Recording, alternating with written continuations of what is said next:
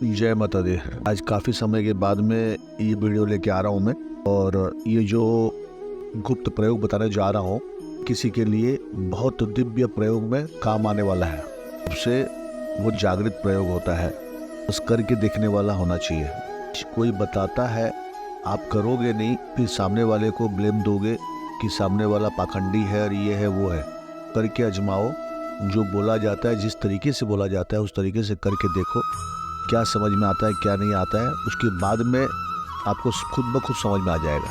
आपको पहले भी पता है कि कलयुग के अंदर में हनुमान जी जो है जीते जागते स्वरूप में घूमते रहते हैं, और जो भी भक्त के निमित्त अनुष्ठान पूजन पाठ अर्चना करता है उसको वे किसी न किसी वेश में किसी न किसी भी हिसाब से वो अपना दर्शन देते हैं, चाहे कोई भी अवस्था में वो हो।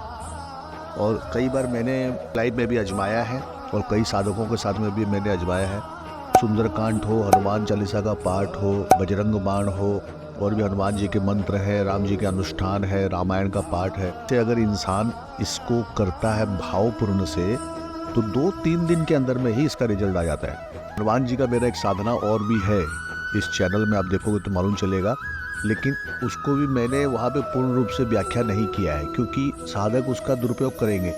हर कोई भावपूर्ण से करेगा नहीं, कई लोग इसको मजाक में लेते हैं। तो जिस इंसान को अपने समस्या का समाधान चाहिए, वास्तव में वो बहुत दुखी है, संकट में है, परेशान है, उसको कोई रास्ता नहीं सूझ रहा है, उस इंसान के लिए ऊपर वालों ने, ऋषि मुनियों ने बहुत बड़े बड़े साधना, बहुत बड़े बड़े चमत्कारिक प्रयोग बताया हुआ है। सिर्फ हमको देखने की दरकार है। कोई भी छोटी सी परेशानी आती है, दूसरे के पीछे पहुंच जाता है सहारा लेने के लिए कि मेरा क्या होगा, मेरा ऐसा होगा, मेरा वैसा होगा। अरे जो सामने वाला फेलुअर इंसान है, तुम उसके पास जा करके तुम अपने बढ़ोतरी के लिए उससे मदद मांगोगे, वो तो खुद फेल है, वो तुमको क्या करेगा सफल? बताओ, आप खुद अपने मन में सोचो। और जो इंसान इंडिपेंडेंट होता है ना, स्वरूप होता है, खुद के दम पे करने वाला होता है, थोड़ा सा उसको समय लगता है मगर वो अपने काम पे खड़ा हो जाता है। तो आपको करना क्या है, पहले आप देखो जो सफल व्यक्ति है, जो साधना क्षेत्र में है, जो मंत्रों का प्रयोग जानता है, जिसको अनुष्ठान करना आता है, जिसको सट कर्म आते हैं, वे सब इस साधना क्षेत्र में सफल हुए हैं, वैभवशाली हुए हैं, धन संपत्ति वाले हुए हैं। उनके बाल बच्चों का दिशा देखो आप, उनके घर परिवार में, व्यापार में सुख शांति, उनको मान सम्मान, बहुत सारी चीज़ें प्राप्त होती है। अब मैं आपको एक ही चीज़ समझाऊंगा कि हम पूजा क्यों करते हैं। पूजा का लास्ट चरण क्या होता है, मंत्र जो हम करते हैं उसका आखिरी उद्देश्य, लास्ट चरण क्या होता है? निर्विचार मन। कोई भी अनुष्ठान करते हैं या पूजन करते हैं या जाप करते हैं तो उसका एंडिंग पॉइंट जो है वो होता है निर्विचार मन। मन से पूरा का पूरा विचार खाली करना, तभी तो आप ऊर्जा को उसके अंदर समाहित कर पाओगे। और आप शास्त्र उठा के देखो, आज जीता जागता सबूत उठा के देखो, साधना जो भी महापुरुष किया है, जो भी कर रहे हैं, उनको अपार सफलता की प्राप्ति हुई है। उनका मान सम्मान कई देशों में फैला हुआ है। बहुत सारे ऐसे जीते जागते सबूत हैं, टीवी में उठा के आप देखो, एक बार सोशल मीडिया में देखो, आपको मालूम चल जाएगा साधना का कितना बड़ा चमत्कार है। तो साधना, ध्यान, इसका मतलब ये नहीं है कि वैराग्य की प्राप्ति, सिर्फ इसका मतलब ये है कि निर्विचार मन, आपके मन में कोई भी प्रकार का इधर उधर का विचार ना आए। विचार शून्य होने के बाद में इंसान एकाग्रता में चला जाता है, अपनी इंद्रियों पे सफलता प्राप्त करता है, उसके अंदर में अनेक प्रकार की छोटी मोटी सिद्धियां भी आना प्रारंभ हो जाता है। तो सबसे आसान चीज है, कोई इंसान के पास में समय नहीं है, समय नहीं है का तो ये तो एक बहानाबाजी है, मगर फिर भी अगर वो कहता है मेरे पास समय नहीं है पूजा पाठ जप तप अनुष्ठान ये सब में, तो वो सिर्फ 45 दिन का अनुष्ठान करके एकाग्रचित होकर सिर्फ आधा घंटा बैठ जाए, संकल्प ले करके कि मुझे ध्यान मुद्रा में बैठना है, मुझे एकाग्रचित होना है। 45 दिन का जब अनुष्ठान वो करेगा, 10 से 15 दिन तक उसके मन में बहुत सारे विचार आएंगे और आपको कुछ भी नहीं करना है, सिर्फ उन विचारों को देखना है, उनके अंदर घुसना नहीं है, सिर्फ देखना है। जो भी विचार आएंगे, जैसे भी आएंगे, और जब भी आप करने बैठोगे तो आपके साथ में ऐसे ऐसे प्रकार की चीज़ें घटित होगी कि आप सोचे भी नहीं होगे। जब भी हम ध्यान करने जाएंगे या विचार सुनने की स्थिति में जाने की कोशिश करेंगे तो शरीर में कहीं ना कहीं ऐसी जगह में खुजली होगा कि आप सोचे भी नहीं होगे और कभी हुआ भी नहीं होगा। दूसरा चीज़, बहुत पुराने चीज़ों की याद आएगी, बहुत पुराने चीज़ों के बारे में आपको अपने दिमाग में विचार आएंगे। तो निर्विचार मन प्राप्त करने के लिए मन इधर उधर आपको भटकाएगा, कोशिश करेगा कि आप उसके अंदर में घुस जाओ, फंस जाओ और आप इसमें विफल हो जाओ। जैसे जैसे उस स्टेज को आप क्रॉस करोगे, आगे आगे आगे बहुत सारी चीज़ों की अनुभूतियाँ होना चालू हो जाएगी। खैर, मैं आज का मेरा विषय कुछ और है। मैं आज आपको हनुमानी सिंदूर के बारे में बताना चाहता हूँ कि बहुत सारे घर में बाल बच्चे हैं, परेशान होते हैं, बहुत सारे लोगों का ऑरा बहुत कमज़ोर होता है, बहुत सारे लोग अपने व्यापार में जाते हैं, कारोबार के लिए जाते हैं, धन संपत्ति अर्जित करने के लिए जाते हैं, कोई नौकरी के लिए जाता है, कोई अपना परीक्षा देने के लिए जाता है। तो कई प्रकार के ऐसे असाध्य कार्य हैं जो इस सिंदूर से संपूर्ण रूप से सफलता प्राप्त होता है और हमको विजेता मिलता है। तो आपको करना क्या है, मगर इसके लिए भी आपको एक प्रकार का अनुष्ठान करना होगा। आप अपने मंदिर में बैठ के आपको मंगलवार या शनिवार को किसी भी शुक्ल पक्ष में, शुक्ल पक्ष और कृष्ण पक्ष के बारे में आपको पता होगा, 15 दिन कृष्ण पक्ष का होता है जिसमें अमावस्या आता है और 15 दिन शुक्ल पक्ष का आता है जिसमें पूर्णिमा आता है। तो पूर्णिमा वाले शुक्ल पक्ष के अंदर में आपको किसी भी मंगलवार को, शनिवार को बैठना है अपने घर पर। एक लाल पन्ना कागज लेना है, उसमें आपको लाल स्याही से या लाल पेन से आपको राम राम राम राम लिखना है 1008 बार। लिखने के बाद आपको संध्या के समय में हनुमानी सिंदूर आता है, वो हनुमानी सिंदूर लेकर के आप हनुमान जी के मंदिर में जाओगे और साथ में एक चमेली का तेल का दीपक लेके जाओगे। मंदिर में जाने के बाद में अपने श्रद्धा अनुसार चमेली का तेल का दीपक आप वहाँ पे प्रज्वलित करेंगे। अपने श्रद्धा अनुसार अगर संभव हुआ तो केला या गुड़ चना का वहाँ पे भोग लगाएंगे। हनुमानी सिंदूर और उस लिखे हुए राम के पन्ने को हनुमान जी के तो में, मतलब राइट हैंड में, जो उनका राइट हैंड होता है वहाँ पे उनको स्पर्श कराना है और हनुमानी सिंदूर को उनके चरणों में रखना है, पूरा खोल करके डालना है। डालने के उपरांत वहाँ पे पुनः आपको श्री राम जय जय राम, श्री राम जय जय राम का मानसिक या वाचिक जाप करना है। 11, 21, 31, 108 जो भी आपको संभव हो।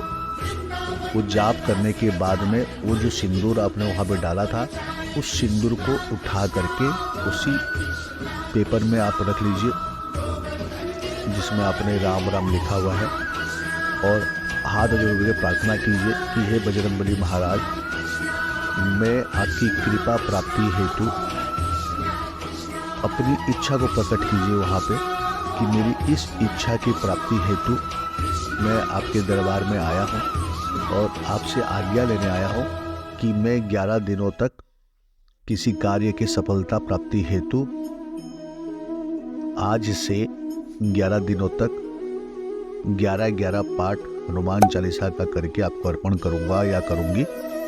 कृपया मेरा मार्गदर्शन करें और मुझे आज्ञा प्रदान करें, मेरे इस पूजा को आप सफल बना दें। फिर आपको वहाँ से हाथ जोड़ करके नतमस्तक हो करके फिर अपने घर में आना है। घर में आप आने के बाद में पूर्व दिशा के दीवार में, मतलब आपका मुख जो है पूर्व की तरफ होना चाहिए, भगवान का मुख जो है पश्चिम की तरफ होना चाहिए। आप एक राम दरबार का एक बाजोट लेकर के, मतलब एक पाटा जो बोलते हैं लकड़ी का, उसके ऊपर में लाल कपड़ा बिछाइए, उसमें एक राम दरबार को बैठाइए। अब बैठाने के बाद में एक छोटा सा मिट्टी का दीपक में चमेली का तेल का दीपक जलाइए और हनुमान चालीसा का 11 पाठ करना है। और वो जो सिंदूर रखा हुआ है वो सिंदूर वहाँ सामने रखिए, पानी का एक छोटा सा कलश रखिए, ठीक है। एक पाठ किए और उस पानी का कलश से थोड़ा सा छींटा मारे वो अपना सिंदूर में, फिर दूसरा पाठ किए, फिर उसमें छींटा मारे, तीसरा पाठ किए, छींटा मारे। 11 पाठ होने के बाद में आपको ये कहना है कि हे प्रभु, हे हनुमान जी महाराज, मेरे इस सिंदूर को जागृत कीजिए। मैं इसको धारण करके जहाँ भी जिस कार्य के लिए जाऊँ, जो भी मेरी मनोकामना है, इस सिंदूर के धारण करने से मेरी उस मनोकामना की पूर्ति हो, मेरे हर कार्य से मुझे सफलता प्राप्त हो। ऐसा आपको अनुग्रह करना है बारंबार। और फिर अपने श्रद्धा भाव से जो भी आपके पास में हो, संभव हो, कुछ भी नहीं है तो एक केला लाके भगवान को अर्पित कीजिए और हनुमान चालीसा का पाठ बोलिए कि मैं आपको ये पाठ अर्पण करता हूँ, स्वीकार करें। और अपना हाथ जोड़ करके उस सिंदूर को वैसा का वैसा वहाँ रहने दीजिए और अपने आसन को प्रणाम करके के फिर से उड़ जाइए। ऐसे आपको 11 दिन पाठ करना है। 11 दिन पाठ करने के बाद में 11वां दिन वाला आखिरी दिन में आपको फिर से वही बजरंगबली मंदिर में जाना है, फिर से अपना वही भोग वगैरह लेके जाना है और वही पेपर लेके जाना है, वही सिंदूर लेके जाना है। और फिर वहाँ पे हाथ जोड़ करके विनती करना है कि हे प्रभु, मैंने आपके यहाँ आ करके आपसे आज्ञा लेकर के 11 दिनों का अनुष्ठान के लिए संकल्प लिया था। आज मैंने वह पूर्ण किया। मैं 11 दिन के अनुष्ठान को आपके चरणों में अर्पित करता हूँ। अब हे श्री राम भक्त हनुमान जी महाराज, हे केसरी नंदन अंजनी पुत्र राम भक्त वीर बजरंगबली हनुमान जी महाराज, कृपया मेरे संकटों का हरण कीजिए, दुखों का, कष्टों का निवारण कीजिए और इस सिंदूर को जागृत कीजिए। उस सिंदूर के पेपर को हनुमान जी के राइट वाले हैंड में स्पर्श कराइए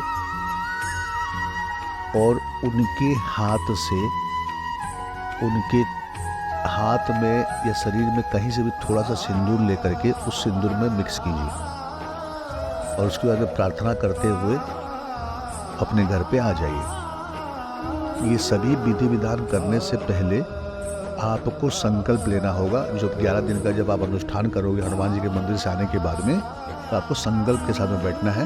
मैं संकल्प का बोलना भूल गया, तो संकल्प भी करना होता है इसमें। संकल्प में आपको अपना नाम, पिता का नाम, गोत्र, अगर कोई महिला है तो अपना नाम, पति का नाम, गोत्र लेगी, तिथि होगा, बार होगा, समय होगा और 11 दिन का संकल्प और अपनी मनोकामना लेकर के एक संकल्प लेना है और इसको प्रारंभ करना है।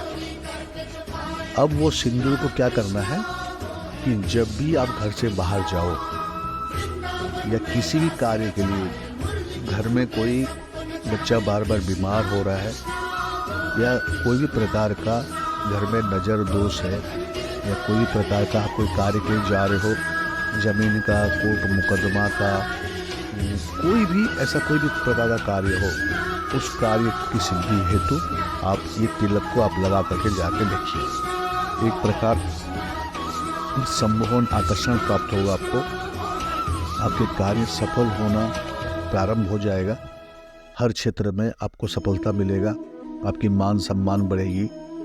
हर क्षेत्र में आपको इतने सारे धन आगमन के स्रोत प्राप्त होंगे। मतलब कहने का मतलब ये है कि जब एक भगवान का एनर्जी, उसका ऊर्जा आपके आसपास आ जाएगा तो आप समझ सकते हो आपके साथ सारी चीज़ें शुभ ही शुभ होंगे। तो ये क्या है? ये एक सात्विक साधना है और हनुमान जी जीते जागते सबूत हैं बहुत सारे ऐसे उपायों को हमने करके देखा है और ये कोई मुंह बोली उपाय नहीं है, बहुत चमत्कारिक सिंधु उपाय है जिसको बहुत बड़े बड़े सक्सेसफुल लोगों ने करके सक्सेस हुआ है अपने लाइफ में। किसी का नाम कह के कोई फ़ायदा नहीं है, मगर आप एक बार आजमा करके इसको देखिए जरूर। कोई भी कमी बेसी लगे या कोई भी डाउट हो तो आप कमेंट में पूछ सकते हैं, आपको निश्चित रूप से उसका उत्तर मिलेगा। बस कमेंट करने वाला कमेंट का रिप्लाई भी पढ़ना पड़ता है उसको, मगर कमेंट कर लेते हैं, उसका रिप्लाई दिया जाता है, उसको पढ़ते नहीं है। आगे एक बहुत दिव्य उपाय लेके आऊँगा मैं और बहुत जल्दी लेके आऊँगा। अब निश्चित रूप से आप लोग को जल्दी जल्दी बड़े बड़े विषय में चर्चा करने के लिए वीडियो ला कर आपको समझाया जाएगा, बताया जाएगा और साधनाएं आपको बताई जाएगी। तो कोई भी कमी बेसी हो तो आप कमेंट में बताना, कोई भी शंका हो या किसी भी साधना में कोई भी आपको डाउट हो तो आप पूछ सकते हो। फिर मिलते हैं। जय माता दी।